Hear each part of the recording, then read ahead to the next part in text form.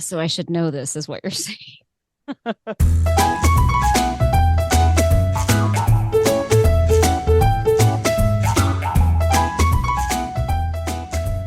Tara, you remember the old childhood game Simon Says? I do fondly. And did you and your friends ever play? This was not a game in my childhood, but I learned it from other families as an adult. Mother May I? Oh, yeah. Okay. So, what I like about those games that I think about in the context of licensing exams and mental health care is that it gives everybody involved practice at listening really intently to the instructions and not jumping the gun. Jumping the gun on these exams is a problem that a lot of folks with anxiety have. There's overthinking, where somebody takes too much time and can't come to a decision about what they should put for a particular question. But there's also underthinking, like reading half of the question, feeling like, oh, I know what this is. I know what this is asking for, not reading the rest of it, not really taking in all the information and coming to a sort of premature conclusion. Of those two, which would you say is more of a struggle for you, the overthinking or underthinking and just Underthinking. jumping ahead? Underthinking? Jumping into it. Absolutely. That's always been something I struggle with. I'll read like the first few sentences and like be like, oh, I know the answer. And then jump right to it. I have entirely Listen, too much confidence in myself. I am guilty of the same. I will sometimes feel like, okay, I know where this is going. Right. And then immediately start looking at the response choices when that's not good strategy. It is far better test-taking strategy to read through the whole thing, especially the question that's at the end of what we would consider the stem, and then taking that all in, then look through the response options and see kind of what fits best.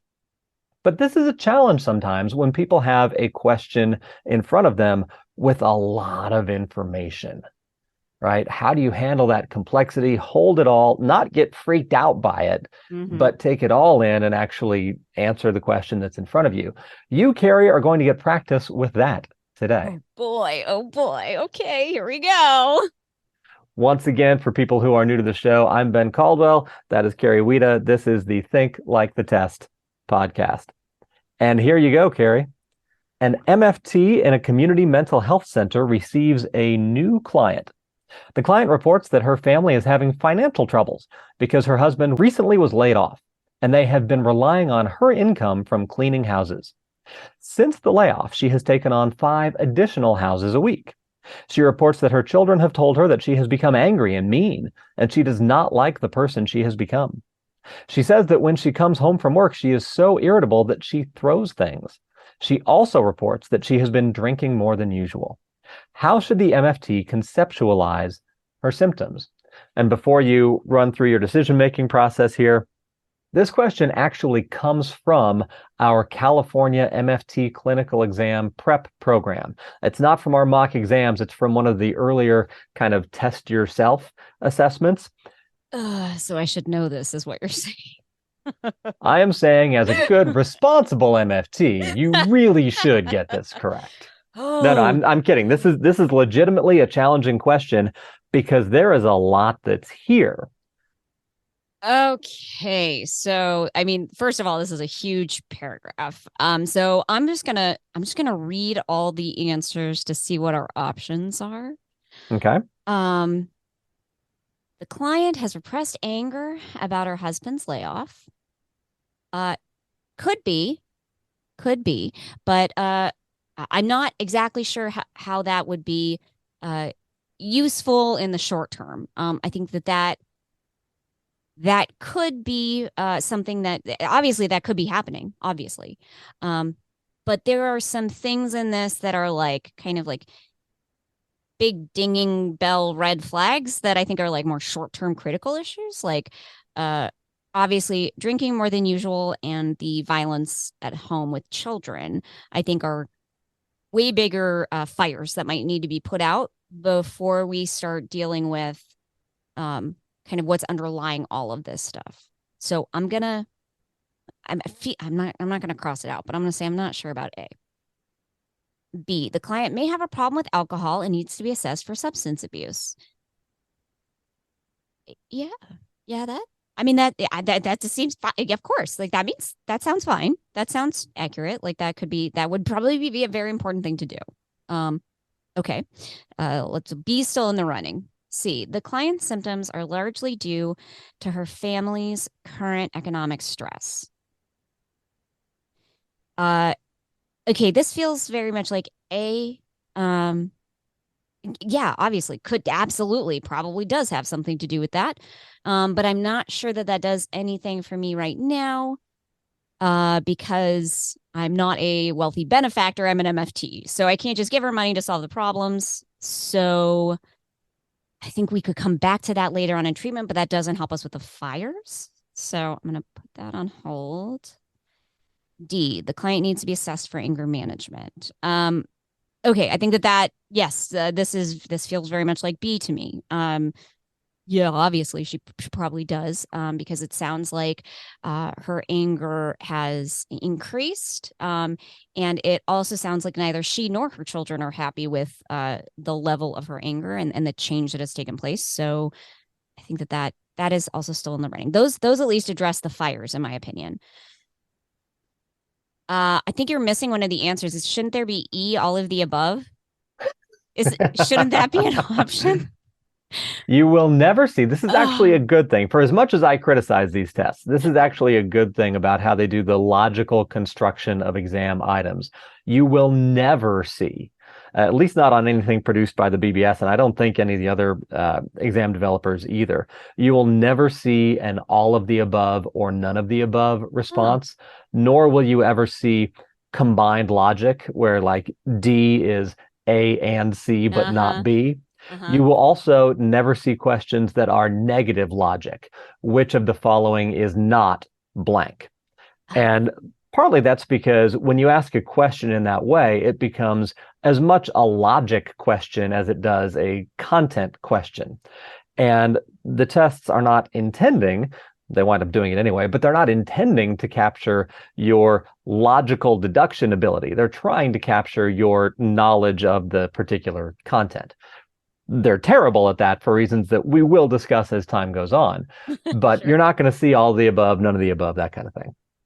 Okay. Well, in this case, I really wish I could. So I'm not exactly sure where to start with this one.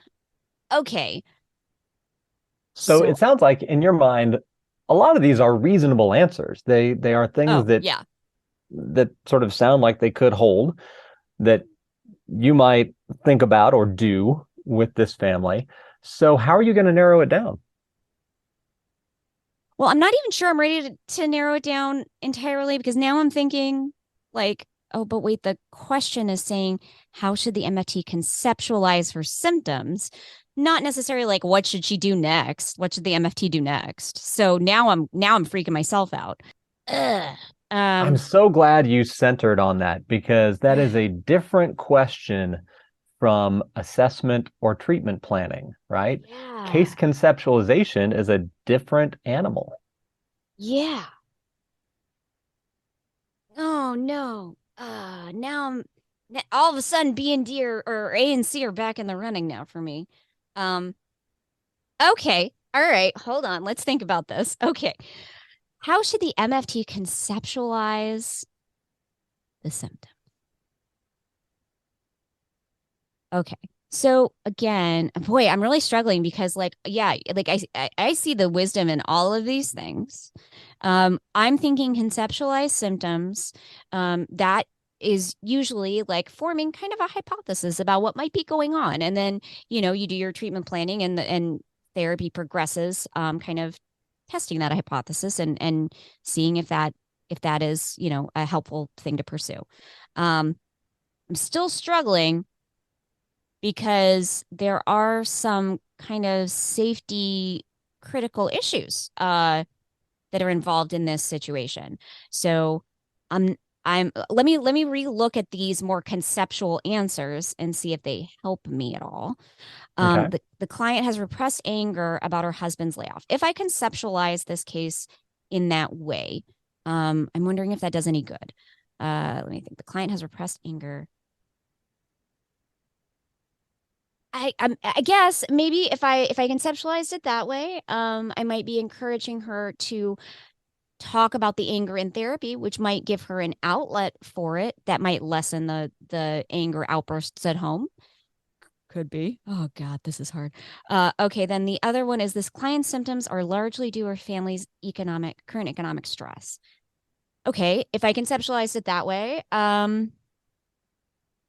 then I might I might validate that with the client at first, and if she endorsed that yes, absolutely, her stress is purely coming from this economic stress that she's under. Uh, then next steps might be, connecting her to resources that might help make that alleviate that stress a little bit. Um, oh man, but I'm still stressing about the fact that like she's throwing things at home, and there are She's kids in not the actually house. throwing the children. No, no, no. Oh, thank God you clarified that. I will get off the phone with CPS right now. Um, okay, so she's not throwing the kids, but she is throwing things around minors, and I know that that's not a good thing. It's not recommended. No, no, no, no, generally not. And I know if she's self-reporting that she's been drinking more than usual, I know that that is also one of the first things we're supposed to kind of attend to, because that could certainly be exacerbating. I mean, the alcohol could be exacerbating if it is indeed she has repressed anger about her husband's layoff, could exacerbate that. It could also exacerbate the stress that she's under because the financial issues. So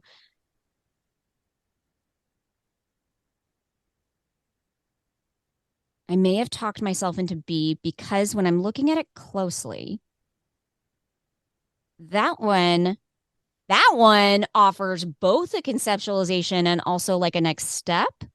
Whereas the other one I was looking at, D, the client needs to be assessed for anger management. That's not a conceptualization. That's like, what do you need to do? Like here's a good thing to do at this point. Mm-hmm. More of a like action step. Um, Whereas B first conceptualizes that all the symptoms, anger, increased anger, irritability, some violence, not against, but yes, throwing things in the presence of children. And those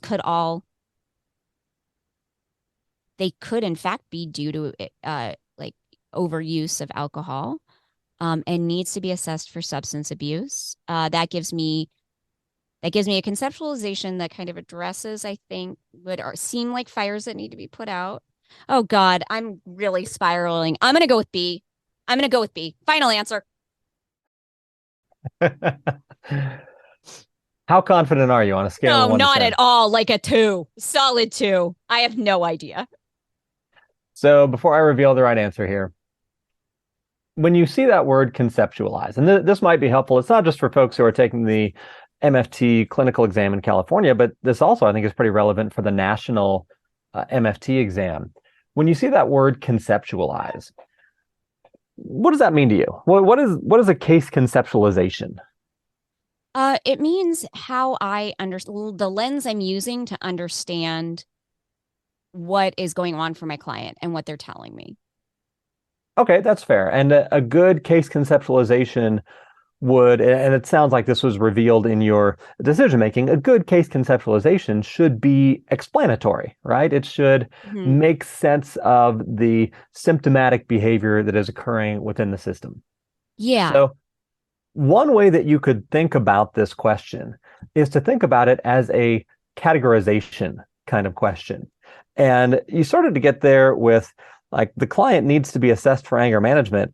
Well, that doesn't really explain anything. She's having a problem controlling her anger. That's fair. But as conceptualizations go, somebody needs to be assessed for anger management it doesn't explain anything, Mm-hmm. right? It just says this is a thing that's happening. Mm-hmm. Yep. Repressed anger about her husband's layoff. We haven't heard anything in the question about why she is expressing that anger, but it sounds like her anger is not particularly repressed. It seems pretty Yeah, good present. point. Right, right. Yep. So, I mean, maybe, but that's not particularly fitting of the context here. And then the client may have a problem with alcohol. So your answer. That also seems like something that is reflective of a symptom that is present, but it doesn't seem to explain the totality of the symptoms, right? You're saying that anger and irritability might go along with substance use, but we don't really know. The one thing here, the one response option that really qualifies well as a case conceptualization is C. The client's symptoms are largely due to her family's current economic stress. That can meaningfully explain the increased alcohol use. That can meaningfully explain the anger that she is experiencing.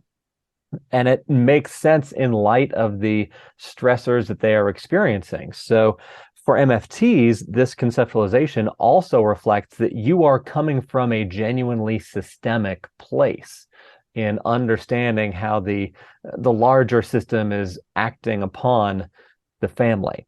So C here is the correct answer. So that makes a lot of sense. So I in that kind of way of looking at it, the alcohol is also a symptom of the deeper things that are going on. And answer B kind of pins everything more on the alcohol use. Exactly. Is that right? Got it. Yeah. Okay. Yep. And it would be one thing if the question had put all of these other symptoms and occurrences in the family after an increase in alcohol use. Then it actually might make sense to say that the alcohol use is explanatory for all this other stuff. Right. But in this instance, they went through a significant stressor as a family. They have been trying to adapt, really struggling to adapt, and these symptoms have emerged since that stressor came into being. So the best explanation, the best case conceptualization is that stressor. And it doesn't mean that you need to then be a wealthy benefactor to help this family, but it does help you think about, what do I need to do? Now, the question isn't asking this, and don't get the wrong idea, because I don't think you can or necessarily should engage in a whole treatment plan in order to work backwards to the answer to the question. To get to the answer to the question, it's just, what is the case conceptualization? Like, what's most explanatory? But if you did think ahead to, well, what would I do with this conceptualization? I can't just give them $1 million. That's true, but you can help them with the symptoms of anger and substance use, while also helping them work through, what do we need to do as a system to adapt to this stressor in a more healthy way? That makes so much sense. That was a hard one. That is a tough one. And a lot of these are, a lot of what you will encounter on especially clinical exams are these sort of long, detailed vignettes.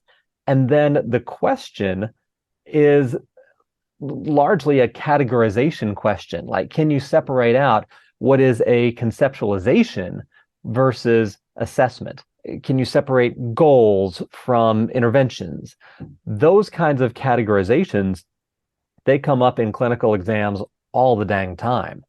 And you'll see multiple options that look good, that might in fact be things that you would do with that client. But if the question is asking for goals, then you got to make sure that the correct response is goals and not interventions. If the question is asking for assessment, you got to make sure the right answer aligns with that. And here, if the question is asking for a case conceptualization, there's only one option here that's really a case conceptualization.